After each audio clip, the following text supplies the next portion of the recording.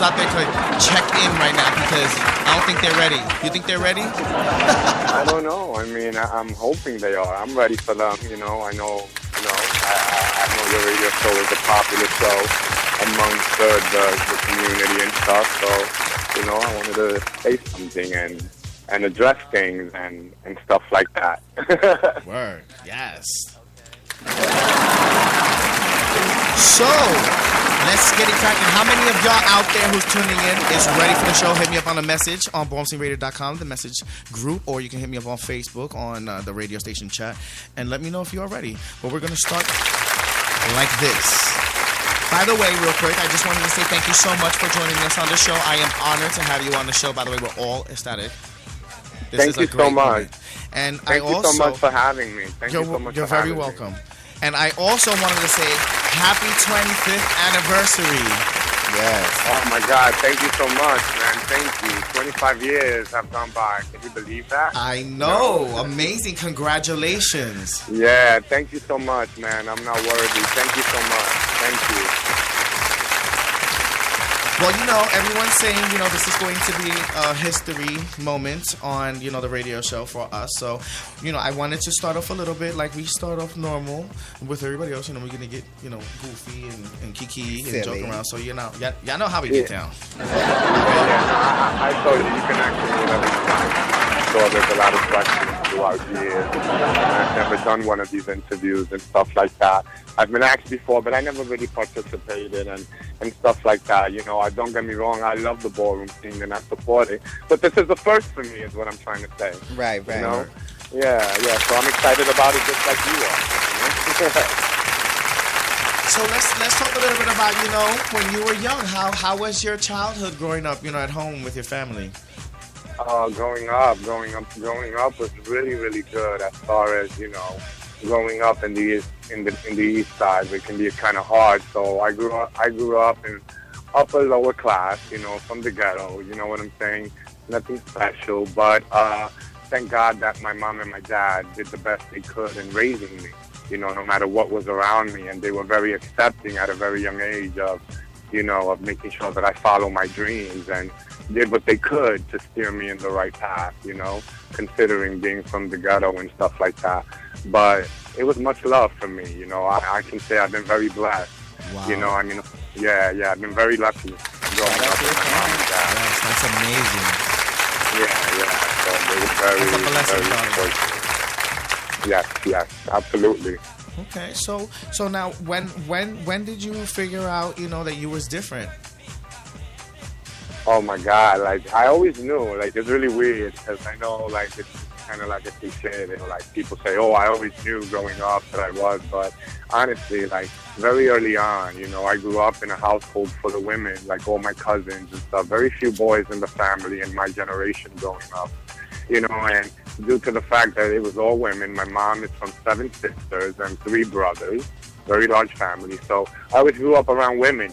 So they were very, very loving towards me. And I grew up watching them and watching their ways in fashion and listen and watch and very observant as a kid. And through them, I was always very artistic because they, took all types of acting and gymnastics and, in high school and in public school. So when they would come home, I would always flock to them and learn a lot from my girl cousins. And my family was always very accepting of me hanging out with them. So it was really cool and easy for me growing up as a kid. Okay, word. Yeah, I was fortunate that way. Yeah, but I was just really saying everything's that fortunate. Yes. And everyone knows that you were a dancer from a very young age. Say that again, I'm sorry? Everyone knows that you were a dancer from a very young age. At what age did you start dancing? Oh my God! Again, like I said, I was very lucky. Growing up, a program that was paid for by the government, by the Board of Education, came to my school to audition inner city, low income kids, and they went throughout the tri-state area auditioning. And again, due to the fact that I hung out with cousins who were into gymnastics and stuff, and they would always come home and I would hang out and learn from them, whatever they learned in school, I auditioned, my class got picked. to go and audition for this program, and it was a really cool program that was paid for by the government, by the Board of Ed, and they paid for everything. Ballet training, I trained in jazz and ballet and modern. I was real lucky because, my mom and dad didn't have that kind of money to put me through dance, like professionally in a school. So as a child, I went to the school and it would be paid for everything. They would pick me up. I would miss my academic work in my public school. I would have to make it up, of course, at home for homework. But I would leave in the morning and then come back after lunch to continue my academic work in my regular school. And that would happen for me 2-3 times a week growing up. Back when I was in the second grade, man. How old is that? Wow. Third grade. In the third grade, I started dance. Yeah, third grade, way back, like professionally. Very lucky to be able to study that, And I've been fortunate that way. Yeah, man. Star child, honey. Amazing.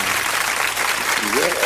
So now back then, let me ask you a question. Back then, how, since you were younger back then, how was your mindset into dancing? Like, did you know that you wanted to be a serious dancer at that age?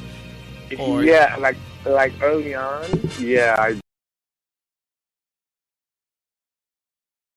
I always had big dreams for real, and then coming from where I'm from, I knew I was gay early on, and I was always very expressive kid, and fast learner too, coming from where we're from, we all of us have dreams and always want to be and see and achieve things and see our name in life, so to speak. So as a child, I used to want to always do something, whether it was I wanted to be a gymnast, and then it turned into ballet, and I wanted to be a ballet dancer, a professional dancer, already graduating from public school into junior high school.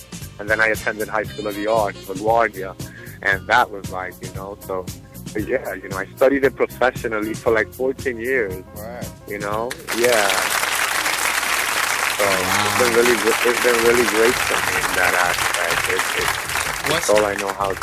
What was your favorite part about the whole journey of learning dance when you were young?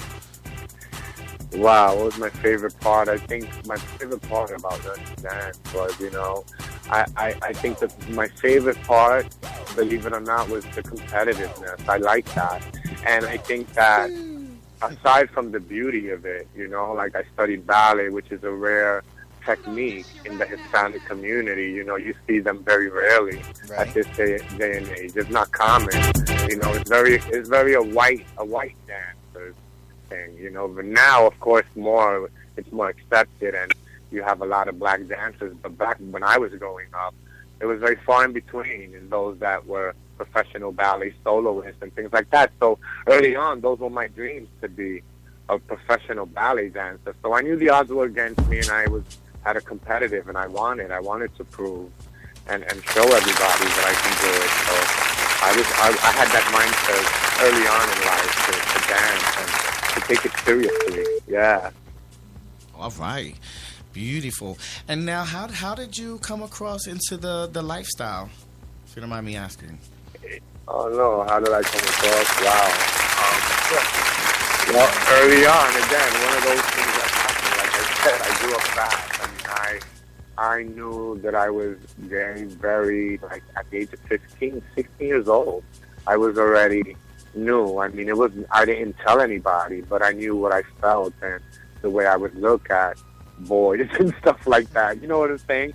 And it wasn't a thing where I had a doubt and I went through years of in the closet. I can't say that, where it was oh my God, I'm not one of those kids that had it hard coming out. Again, it was one of those things where I was very lucky. My family, my parents were very accepting, because they looked at it as I was just creative, and they were proud. They looked at the good side of the situation. I was dancing. I was going to school, and they said, "Well, this guy's gonna make it out of here," Yeah. And so they held that, and then of course, shout out for that, by the way. Making it out of here. Yes, that is a key factor right now. Yeah, making it out of here, even if it is for a minute, you can always come back. And I think that it's something that everyone should see. And those that have a gift, that need to express it, and go somewhere and see something. And I was very lucky that way. you know, thanks to my, you know, my art, Right. you know. So yeah, but they were very open. My mom, I knew that I was gay very early on.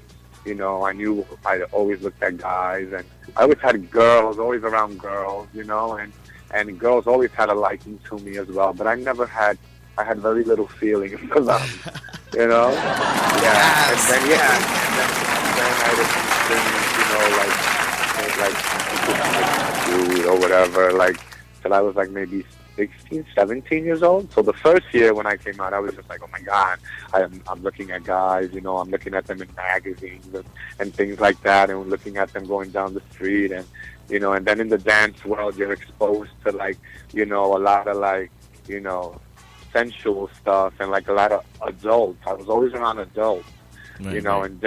and dancing is very passionate, you know, so I was around it a lot and very expressive because of that. So, but yeah, I didn't experience, though, my first kiss till maybe 16, 17 years old, I want to say. Word. Yeah. Wow. I love it. Yeah. Well, it's not, You're making me reminisce about these things so Yes. long ago. Like I'm like, I have a big old smile on my face. It's so silly. oh my God. You know? But it's not so far from, you know, some of us other LGBT, you know, people. Yeah, no. You know, we totally. have somewhat a similar story. You know, everybody has, you know, their little passion of what they want to be when they grow up, you know, until Yes. they meet the real world, and then bam, like you're exposed to like this extra. Yeah, like I said, like, And you inherit that, you know, and then you create, you know, this sort of this protocon of yourself, you know, this image, this, you know, this person who you want to portray yourself as, you know. And, Yeah, you grow up fast. Living in Yeah. New York, you grow up fast, and if you're not smart, it can get tough, you know, growing up gay. Right. You know, and just stay focused and express everything, and then just go for it. Especially now, it's so accepting. You know, I grew up at a time where, you know, it wasn't as easy. Like, you didn't see it on TV the way you do now, you know. Right. I wasn't And going to ask you. How Yeah. different was it back then, you know, Um, being a gay male, you know, in society, and how different was it from today's day? Oh my God! I mean, I want to say that back then it was a bit harder. I mean, like as far as going into Just a bit? accepting. Wait, just Yeah, yeah, a lot. Like, it was okay, a lot yeah, different. that sounds more like it. Yeah, you know, yeah. It was, Tell us about man. it, because, you know, a lot of the kids out there don't really know, and, you know, most of them really want to know. You know, some of them, they wouldn't mind knowing, and some of them really don't care. But you know what? It's always good to put it out there. How, really explain it, tell it to the T exactly how different was it? How difficult was it back then? Oh my God! Back then, I mean, it was hard as far as like trying to break just into the mainstream. I mean, even growing up, even in the professional world, in the dance world, you couldn't come out and just say you're gay the way you see it now in reality TV and stuff like that. And I mean, for me, again, you see it in a lot of the stuff that I did as a child, going to balls and stuff like that. I was very comfortable in my skin, but around me, a lot was going on, a lot of fighting for rights, and you know, it got a time where it got really crazy, you know, with diseases coming out, and everybody got really scared. So it was tough. You know what I'm saying? In that aspect, like right now, there's a lot of beneficial to being gay, a lot of benefits, not only in society, but also like in the spotlight, on the stage, on TV. You know, you couldn't be a queen on TV and discuss fashion in front of the U.S. You know, and on national TV. Right. That was unheard of. It was, you know, you was considered like a freak or something, right? Yeah, totally. Like, I mean, we had the balls where we would go to, but you weren't making it like, it wasn't as respected as it is now, you know. Right. And it was a moment where it was really hard, you know. No one wanted to say they were gay. Actors weren't coming out, you know. Dancers definitely weren't. I mean, and it was, again, not for me, because like, I'm sure you know, I was like out there since I was young. I mean, I don't mean to say it like that, but you know, lucky me that, like I said, that I didn't have it hard like that. But some of the people around me didn't have that. Right, right. You know, I've been very fortunate. And now, of course, now it's easy. Now it's like, hey, I'm gay, I'm out, boom,